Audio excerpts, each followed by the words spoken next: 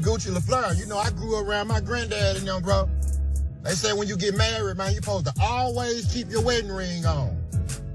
Always keep your Damn, my bad, Gucci. You don't know where yours is.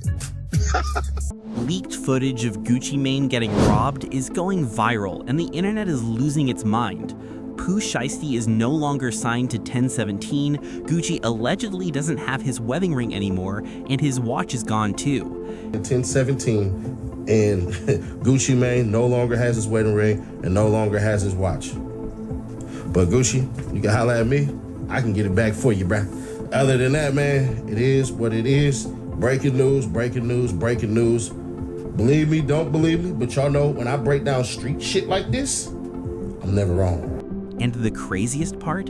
People are saying this didn't come from random street dudes. It came from his own artist's circle. Gucci Mane on the way in which he handled the whole entire situation. See, what a lot of people don't know is that some things are unforgivable to some people. Pooh Shiesty, Scar's death is one that he could not forgive. So Pooh Shiesty has not been rocking with Gucci Mane at all since he got out. And as of today, Gucci Mane, Pooh Shiesty went their separate ways. But the details on how that happened, Behind the flashy chains, the ice cream tattoos, and the $1 million image, Gucci Mane was allegedly caught up in some serious street politics that caught up to him in real time. And what really shocked people is how calculated this whole situation looks when you zoom out. Social media's been buzzing, but most folks thought it was just rumors or clout chasing. But nah, this situation runs deeper than internet talk. We're talking about a moment that allegedly went down last Tuesday night in Dallas, Texas, and changed everything for Gucci Mane and the 1017 camp. According to sources, Gucci was in a private studio handling business, working on new music when Pooh Shiesty pulled up unannounced. Not alone either. He allegedly came with 3 of his people from Memphis, and the energy was already different from the jump. And before anybody thinks this was just a label disagreement or a money issue, nah, it wasn't about contracts or publishing. This was about respect, loyalty, and street code. For people who've been paying attention, Pooh Shiesty had been feeling away for a long time, specifically about how Gucci handled the death of Big Scar.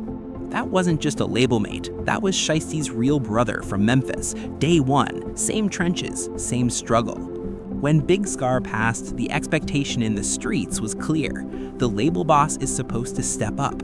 Funeral costs, family support, everything. Especially when the artist helped build the label's success. But according to Big Scar's family, Gucci only sent $10,000.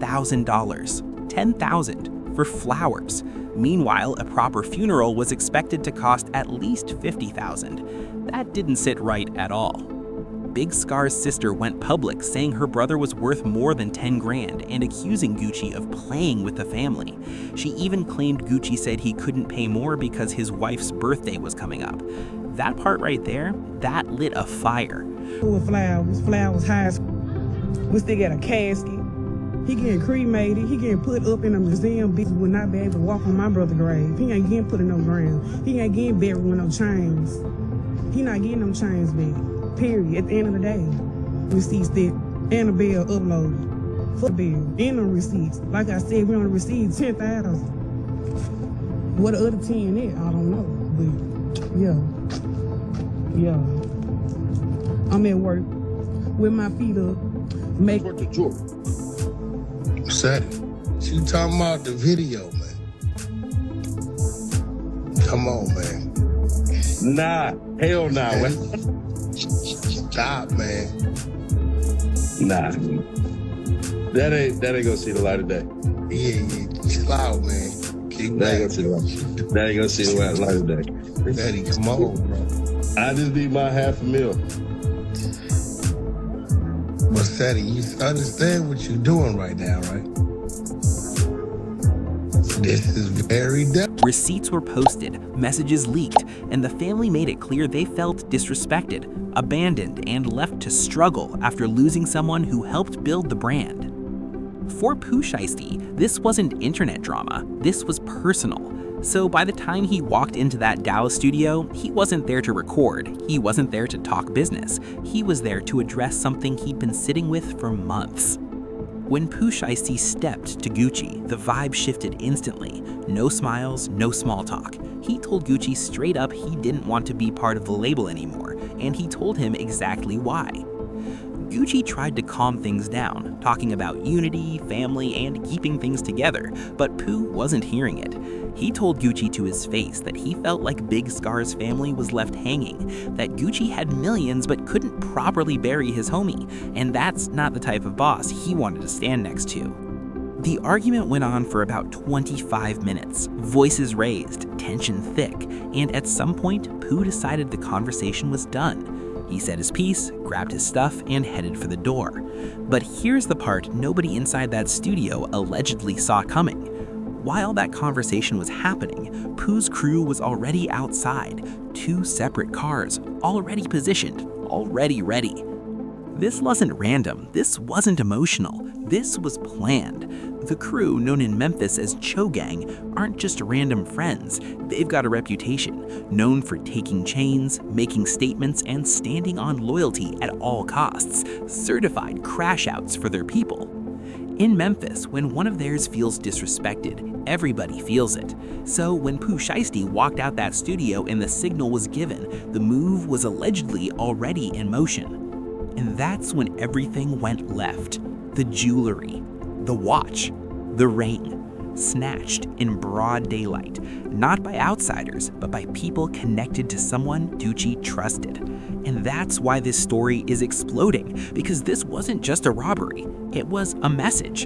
And once you understand that, everything else starts to make sense. Talking about long live, bro, but you ain't really do nothing. Oh God, you blocked the family the moment they called asking if you were gonna help with the funeral. That's not real, that's not solid. And people started saying it out loud. I thought Gucci was rich too. That's where the frustration really boiled over. Because Big Scar wasn't just another name on the contract. He wasn't just an artist on a roster. That was Pooh Shiesty's day one. Same city, same trenches, same come up. They bled together before the fame ever showed up. So when Scar passed, Shiesty didn't just lose a label mate, he lost family. And in the streets, when family dies, the boss is supposed to step up. No questions, no excuses. You make sure everything is handled with respect. Well, this the faster key. The come with black keys, but when you got this key, make the car faster. You unlock all the engine power. But you know, this my first track out. Been one bad. I got this on Gucci Mane birthday. Like, he gifted me this at his birthday dinner. The dinner was almost over. We leaving. I'm thinking I'm finna go get back in my hair. So when that didn't happen the way Shiesty felt it should've, it cut deep, real deep. And this wasn't some overnight anger. This was months of resentment, months of silence, months of watching and waiting. So when Pooh Shiesty walked into that Dallas studio, understand this, he wasn't there to record a verse, he wasn't there to talk numbers. He was there to make a statement. His crew get that close. Where was the security? How did it even get to this point? Then the story really exploded when it hit YouTube. When Seti Nash dropped his breakdown, the internet went crazy. He laid out the timeline, the motive, and the execution, but he was careful, real careful, not to directly accuse Shiesty of planning it, knowing the legal situation and the probation involved. Still, the message was clear. This wasn't random, this wasn't accidental, and this wasn't forgotten pain. Some things, to some people, are unforgivable, and for Pooh Shiesty, the way Big Scar's death was handled was one of those things. That's why even after getting out, Shiesty never really rocked with Gucci again. The relationship was already dead, the robbery just made it official. And that's how two of the biggest names tied to 1017 ended up going completely separate ways over loyalty, respect, and a line that once crossed couldn't be uncrossed. And the craziest part, this story is still not fully over. Some fans in the comments started saying Pooh Shiesty had to be directly involved in planning the robbery, but Nash played it smart and kept it diplomatic. He knows the rules. You don't put somebody's freedom on the line just for YouTube views, no matter how crazy the story is. But at the same time, the streets didn't need confirmation. Everybody already knew what time it was, and people immediately started picking sides. And if you really understand Memphis street politics, then you understand why this situation hit the way it did. Pooh Shiesty's Choa gang has had a reputation long before the fame, long before the plaques, long before the industry attention. They've been known for taking what they want, robbing ops, and making statements. This wasn't their first high-profile situation, and realistically, it probably won't be their last. Once the story broke, other artists started chiming in. Some felt Gucci deserved it based on how Big Scar's situation was handled. Others said robbing your former boss crosses a line no matter what the reason is. And just like that, hip-hop was split straight down the middle. But this story is way bigger than jewelry or street beef. This is about loyalty. This is about respect. And this is about how you treat people when they're at their lowest. When Big Scar died, his family didn't look at Gucci like just a label executive. They looked at him like family. And when they felt like that love wasn't returned, it created a wound that never healed. 10,000 for flowers wasn't seen as support. It was seen as disrespect, especially when you're talking about an artist who helped bring real value to the label. My brother was worth more than 10,000. Quit playing with me. That sentiment echoed through the streets and the internet alike. Whether it was 10,000, 20,000, or more, the damage was already done. The perception was set, and perception in the streets matters just as much as facts. At the end of the day, this situation isn't really about Gucci losing expensive jewelry or being embarrassed online. It's about power dynamics in hip-hop. It's about what happens when loyalty breaks down between people who came from the same struggle but ended up in different positions. When you're dealing with street dudes who feel like they've been disrespected, money alone doesn't fix that, especially when you feel like you turned your back during a tragic moment. Now, the real question is, what's next? For Gucci Mane, this changes everything. He's going to have to move differently, tighten security, and rebuild his image in certain circles. You can't just move the same way after something like this happens. This situation showed the world that even millionaire rappers can get touched if they're not moving correctly. As for Pooh Shiesty, he's now a free agent, and while labels might hesitate because of the controversy, his reputation in the streets just went way up. He showed that he's willing to walk away from millions to stand on principle and loyalty. In certain environments, that type of move carries serious weight. This whole situation is going to force labels to think twice about how they treat artists during personal tragedies. You can't just throw money at people and expect everything to be okay. Artists want to feel valued. They want to feel like family, not just assets. In the streets, standing on your word still matters.